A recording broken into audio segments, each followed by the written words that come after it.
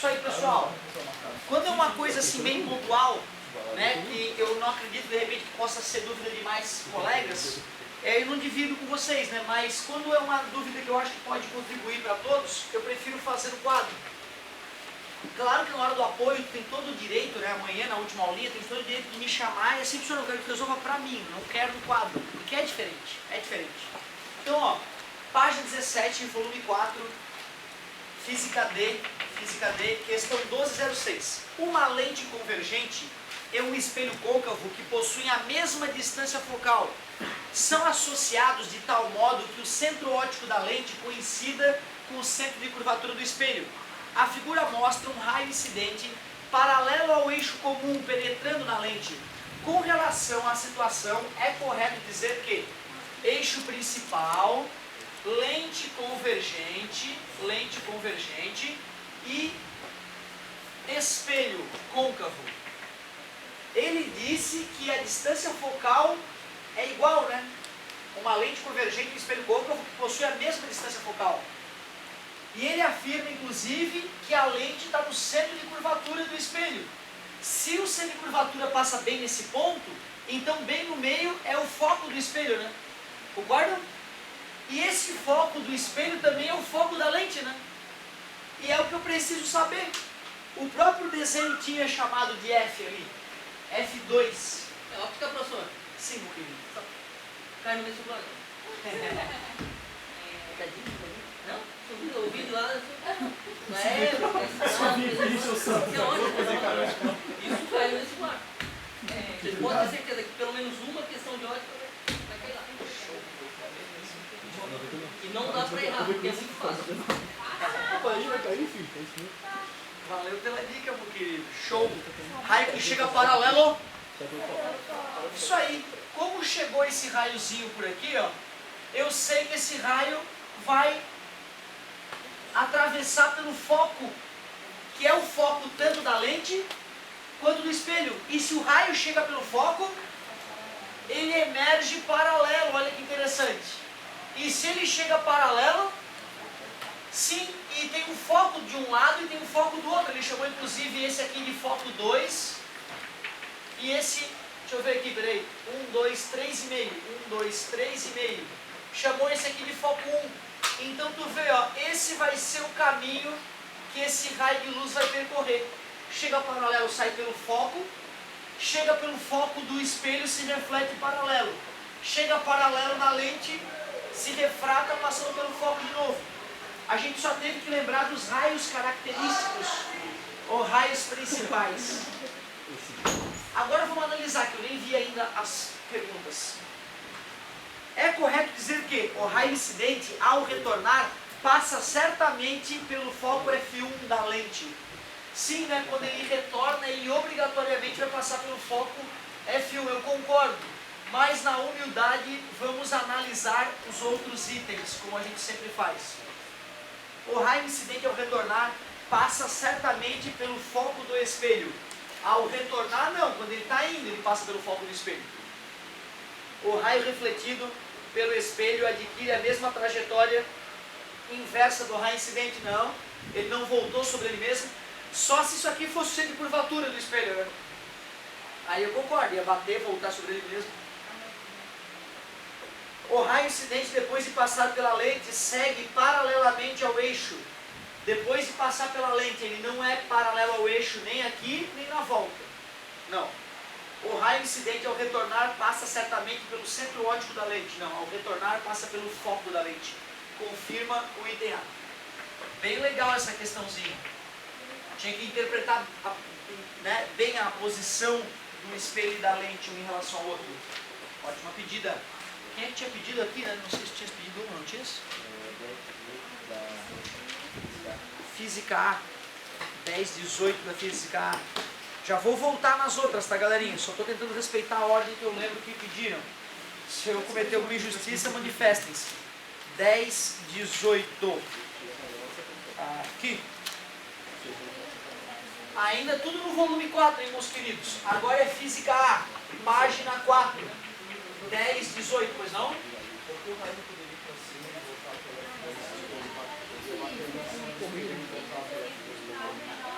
Aqui tu diz? Por que ele não voltou para cá? Porque assim, olha só. Lembra que a gente estudou que quando um espelho côncavo é construído, tem uma parte que seria o centro da esfera, né, que originou o espelho, tem uma parte que se chama foco, que é bem o ponto médio entre o vértice e o centro de curvatura. Um raio que atinge o espelho passando pelo foco, se eu fosse tirar a reta normal ao espelho, essa reta normal passaria pelo centro de curvatura. Para que a segunda lei da reflexão seja respeitada, ou seja, para que o ângulo de incidência seja igual ao ângulo de reflexão, só se esse raio emergir paralelo ao espelho. Por isso que o raio que chega pelo foco é paralelo. A regra que a gente decorou, chega paralelo pelo foco, não é uma regra que qualquer, é uma regra que na verdade é uma maneira de fazer a segunda lei da reflexão ser respeitada.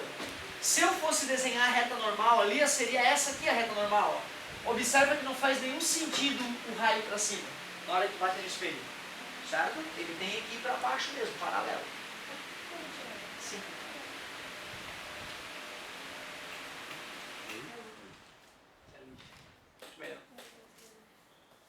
Um corpo de massa 4 kg inicialmente parado fica sujeito a uma força resultante constante de 8 newtons, sempre na mesma direção e no mesmo sentido. Após 2 segundos, o deslocamento do corpo e a sua energia cinética em unidades do Sistema Internacional são respectivamente... Show! Bom, peraí, ele me deu a força que está atuando no objeto e me deu a massa do cara. Física, meu amor, e eu calculo a aceleração do cara, 2 metros por segundo ao quadrado. Se ele falou que o sujeito fica assim durante 2 segundos, dá para calcular que distância ele andou, né? A distância que ele vai andar é d0 mais v0 vezes t mais a t ao quadrado sobre 2, equação horária da posição. Vou dizer que ele partiu da posição 0, a velocidade inicial era 0, foram 2 segundos que se passaram, né? A aceleração é 2 e o tempo é 2. 2 vezes 2, 4, vezes 2, 8, ou corta, né? 2 vezes 2, 4. O deslocamento desse cara foi 4 metros. Tive que usar a segunda lei de Newton para achar a aceleração e equação horária da posição para descobrir o quanto ele andou. Não era a única opção. Só que ele também quer saber a energia cinética. Para calcular a energia cinética, eu acho que seria mais prático lembrar que o trabalho da força resultante é a variação da energia cinética. Trabalho da força resultante vezes deslocamento vezes o cosseno do ângulo. Variação da energia cinética final menos energia cinética inicial. A força resultante foi dada, 8. O deslocamento foi calculado, 4. O ângulo é 0, porque ele diz que a força é sempre na mesma direção e mesmo sentido do deslocamento. Cosseno de 0 vai ser 1. A energia cinética inicial era 0 porque ele estava inicialmente parado. Assim eu vou descobrir a energia cinética final. A energia cinética final é o próprio trabalho da força resultante, força vezes distância. 8 vezes 4, 32 joules. Talvez para o aluno que está mais acostumado com cinemática e ainda não está confortável com os teoremas das energias, por exemplo, o teorema da energia cinética, né, o famoso TEC, o aluno poderia, sei lá, pegar a equação horária da velocidade, que é comum, né, a gente já estuda há mais tempo isso. Velocidade inicial, 0, aceleração 2, tempo 2. Assim eu descubro que ele vai estar com uma velocidade de... E aí eu vou na fórmula da energia cinética. A energia cinética é m v ao quadrado sobre 2. A massa é 4, a velocidade é 4 ao quadrado sobre 2. Energia cinética, 4 vezes 4, 16. 4 dividido por 2, 2. 2 vezes 16, os mesmos 32 joules, por uma técnica bem distinta. Certo? Então tem que ver o que tu ficaria mais confortável. Como essa matéria falava dos teoremas de energia, seria de repente mais nobre resolver pelo teorema da energia cinética. Mas de repente é mais fácil, né, usar a equação da velocidade e a fórmula da energia cinética. Porque ele falou que estava parado no início. Ele falou que o V0 era 0, não anotei esse dado. Então ficou 4 metros e 32 joules. Letra A, 4 e 32. Na prova tu vai botar... Não, aqui foi... Era uma que eu fiquei te devendo, foi isso? Não, eu já entendi. A tua foi quem que eu fiquei devendo, questãozinha? Não, eu já... Me enrola, hein? Com certeza? É Tranquilo? porque a gente não vai ter na prova, e qualquer outro dia eu peço pra te... Óbvio, vou te cobrar aí, não me enrola. Ah, tá. Da D. 12,4 da D. 12,4. Física D. Tem a paginazinha aí, só pra dar uma força. 17. 12,4. Que beleza? Vamos que vamos. Voltando para a Física D do volume 4. Então, Física 4D, página 17, questão 1204. Falava o seguinte. Na figura, O é um objeto e S é uma lente convergente. Não vi o S, né? Mas vamos colocar o S para o amigo então ali.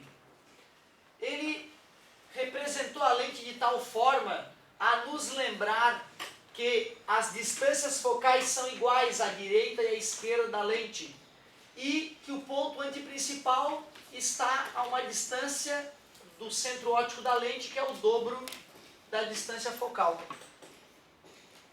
Ele pegou um objeto e colocou o objeto aqui próximo da lente, chamou esse objeto de O. A imagem obtida será o raio que chega paralelo, sai pelo foco. Usei um dos raios característicos. O raio que atinge o vértice sai com o mesmo ângulo, passa reto, não é isso? O que está acontecendo com esses raios refratados? Estão... Ah, peraí, eu fiz uma coisa absurda ali, né, cara? Qual foi a coisa absurda que eu fiz ali? Como é que é? O que eu fiz de errado? Queria que tu enxergasse. Qual foi o erro que eu cometi? Ele não pode voltar. Ele não pode voltar. Voltaria se em vez de uma lente fosse um Eu desenhei o primeiro raio como se fosse um espelho, né? E demorei a me tocar. Meu Deus, nunca vi esses raios serem assim tão torto. O raio que chega paralelo atravessa a lente, pois não é um espelho, e passa pelo foco. Os raios continuam divergindo, né? Concordam? Para que eu... Se eu enxergo a luz que vem dessa lente, como o meu cérebro diz que a luz anda em linha reta, meu cérebro imagina que a luz está vindo de um ponto mais atrás. Por isso que esta é a imagem. É o famoso caso da lente de aumento. Uma lente de aumento que a gente usa no dia a dia, ela é sempre convergente. E para que funcione como lente de aumento, o objeto que deve ser ampliado tem que estar bem próximo da lente. Sempre que tu bota um objeto entre o foco e o centro óptico de uma lente convergente, a imagem será maior, virtual e direita. Certo? O cara que está muito viciado nisso, ele bate o olho e nem faz raio nenhum.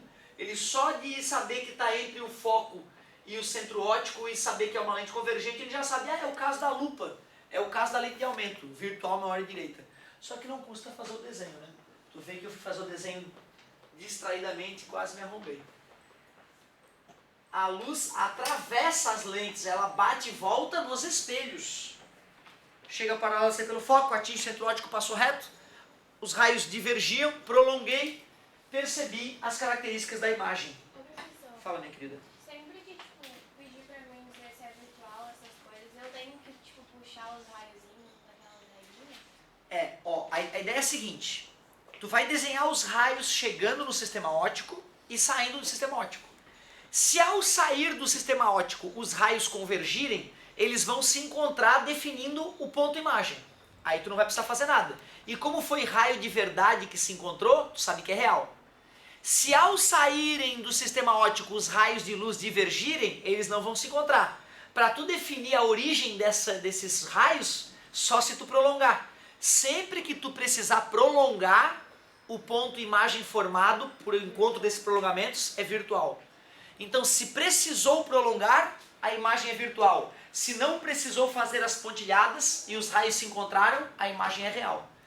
Resumindo, luz que diverge ao sair vai gerar pontos imagens virtuais. Luz que converge ao emergir do sistema óptico vai gerar pontos reais. E se os raios nem convergirem nem divergirem?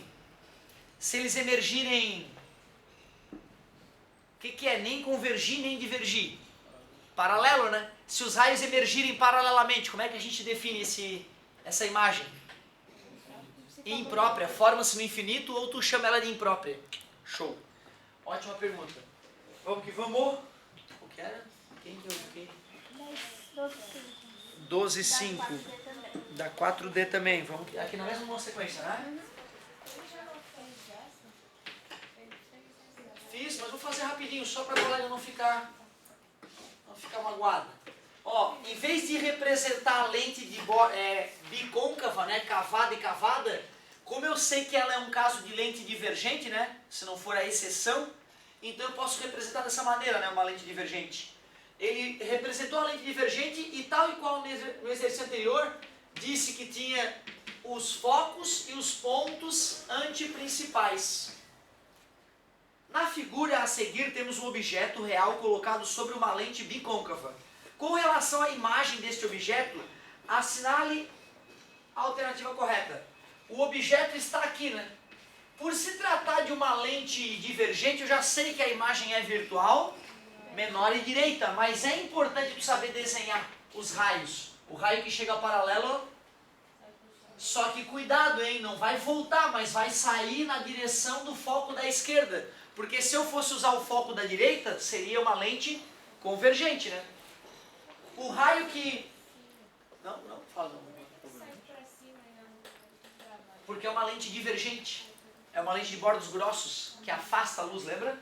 Tem lente que converge a luz, tem lente que diverge. Essa é uma das que diverge, que afasta os raios de luz. O raio que atinge o centro óptico passa reto. Como os raios refratados estão divergindo, a gente tem que prolongar para saber onde é que esses prolongamentos se encontram. Um já está prolongado, ó. O outro eu vou prolongar aqui, ó, sobre ele próprio. E esses prolongamentos se encontram ali, confirmando aquilo que a gente já esperava, que a imagem era virtual, menor e direita. Nessa outra lente, pessoal, nessas outras lentes, né, eram lentes convergentes, ó, certo? Por isso que o desenho foi distinto. Ficamos então com, é imprópria? Não, é sempre... É virtual e menor, concordo. Virtual, menor e direita, se quisesse completar. Item C. O que mais? 12,15. Da física C? Boa, garoto.